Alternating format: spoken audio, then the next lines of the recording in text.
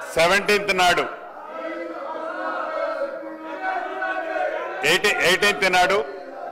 ఈ సభలో రాష్ట్రాల్లో ఉన్న లక్షలాది మంది రైతన్నలకి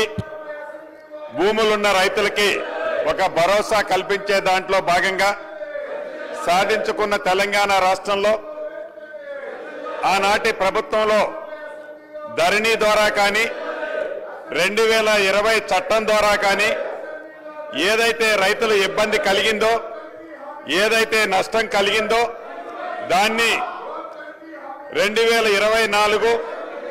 భూభారతి తెలంగాణ చట్టం ద్వారా సవరించే అంశాన్ని తమర అనుమతితో 17వ తారీఖు ఈ నెల ఇదే సభలో బిల్లు ప్రవేశపెట్టడం జరిగింది అధ్యక్ష. ఆ రోజు కొన్ని అంశాలు మీ ద్వారా ఈ సభలో ఉండే సభ్యులతో పాటు రాష్ట్రంలో ఉండే లక్షలాది మంది భూములున్న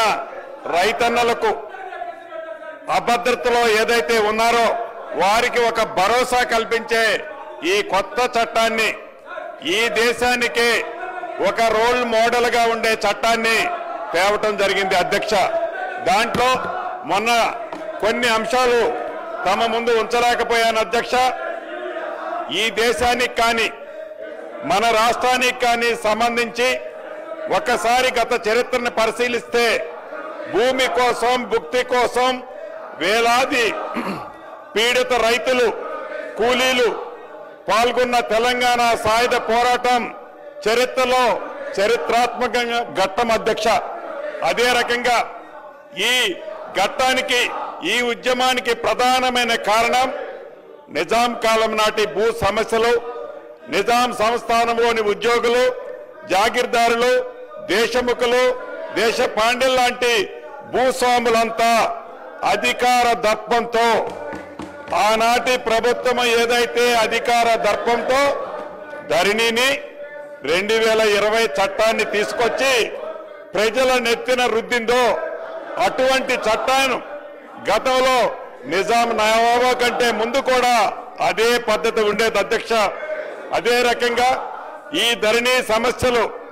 పరిష్కరించలేకపోవటం, క్షేత్రస్థాయిలో బాధితుల బాధను అర్థం చేసుకోకపోవటం, ధరణిలో ఎలాంటి సమస్యలు కూడా లేవని బుకాయించడం అనేది ఆనాటి ప్రభుత్వం మనం ప్రత్యక్షంగా చూశాం అధ్యక్ష. తప్పు ఒకరిది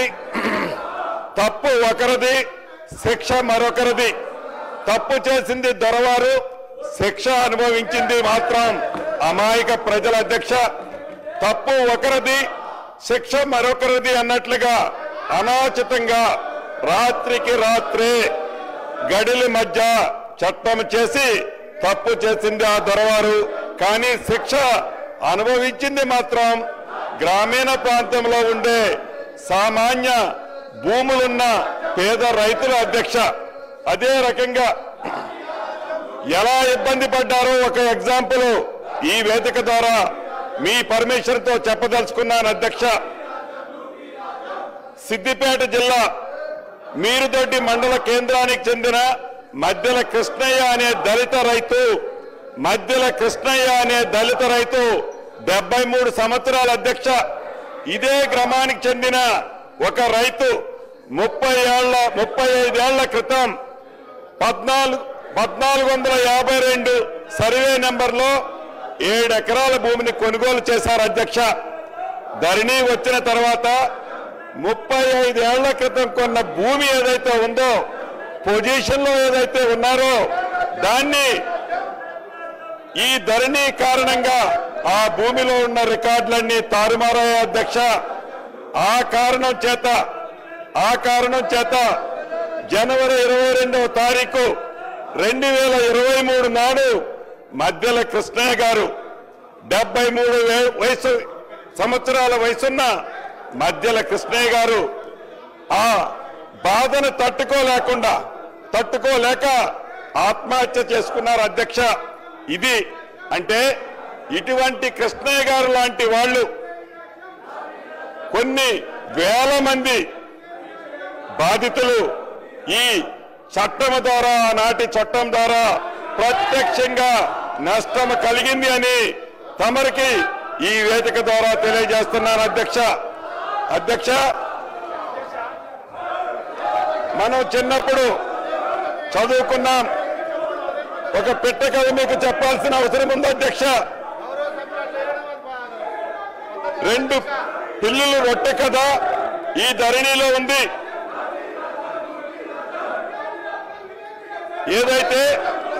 రెండు పిల్లుల మధ్య ఒక రొట్టె కథ గ్రామీణ ప్రాంతాల్లో కథలుగా చెప్పుకుంటారు అధ్యక్ష ఆ కథ ఏంటంటే ఒక రొట్టె ముక్క రెండు రొట్టె ముక్కలు ఉంటాయి అధ్యక్ష ఆ రొట్టె ముక్కలో ఒక పిల్లి ఆ సైజ్ ఎక్కువ ఉందని ఇంకొక పిల్లి ఈ సైజ్ ఎక్కువ ఉందని కోతి పంచాయతీ చేస్తుంది అధ్యక్ష చివరికి రెండు పిల్లుల్ని కాదని ఆ రెండు రొట్టె ముక్కలని ఆ కథలో కోతి తిన్నట్లే ఈ ధరణి కాన్సెప్ట్ ని పెట్టి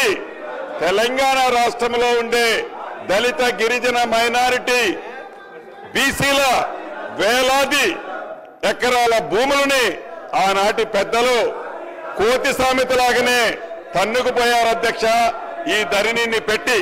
అదే రకంగా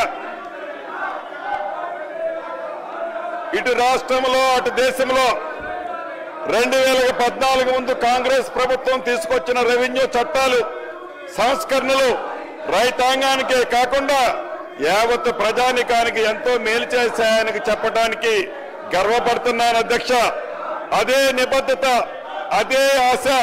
అదే ఆశయాలతో ప్రతిష్టాత్మకంగా ప్రవేశపెట్టిన ఈ భూభారతి 2024 రెవెన్యూ చట్టం నిజమైన ప్రజల చట్టం అక్షరాల భూమి ఉన్న ప్రతి ఒక్కరికి ఇది చుట్టం అధ్యక్ష అంతేకాదు దేశ చరిత్రని సరికొత్త సంస్కరణలతో లిఖించిన ముగ్గురు వ్యక్తుల గురించి ఇక్కడ చెప్పుకోవాలి అధ్యక్ష అదృష్టవశాత్తు ఈ సంస్కరణలన్నీ చేసింది తెలంగాణ బిడ్డలే కావటం మరొక విశేషం భూ కమతాల పరిమితి చట్టం తెచ్చిన నాటి ముఖ్యమంత్రి తెలుగు ప్రధాని శ్రీ పివి నరసింహరావు గారు కౌలు రైతులకు మేలు చేసే విధంగా కౌలు రక్షిత చట్టం తీసుకొచ్చిన నాటి ముఖ్యమంత్రి శ్రీ బూర్గుల రామకృష్ణారావు గారు అదే విధంగా జాగీర్ల రద్దుతో కీలకంగా వ్యవహరించిన మాజీ ఉప ముఖ్యమంత్రి కొండ రెడ్డి గారు మాకు